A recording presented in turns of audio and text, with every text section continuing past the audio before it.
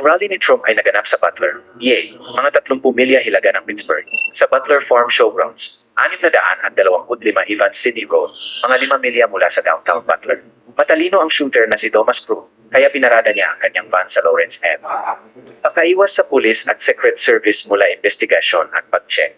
Hinihinalang may malaking halaga ng paputo. Lumabas siya dito at nilakad lahat ng paraan, hanggang vantage point sa gusali sa kanan. Hindi niya inakyat ang hagdang ito at lumipat sa tuktok ng bubong.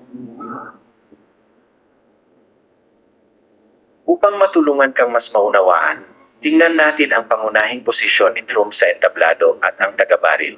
May 3 mahahalagang gusali na kailangan nating unawain.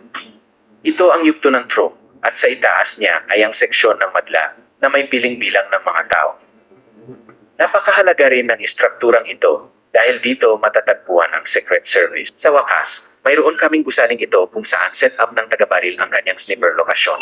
Ang distansya mula sa taga-baril, Thomas Crook, hanggang sa Trump stage ay mga 137 metro o 450 talampakan.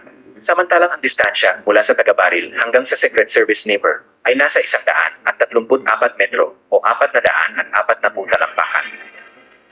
Nang nasa talumpati si dating Pangulong Donald Trump, pinisil ng taga-baril ang trigger ng rifle, naglabas ng 3 bala.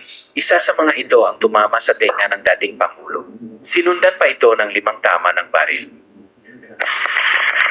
Posibleng ang isa sa mga bala ay hindi tumama sa ulo ng dating Pangulo ng isa, sangkapat na pulgada, habang siya ay lumiliko upang tumingin sa isang chart statistic sa kaliwa na nagligtas sa kanya.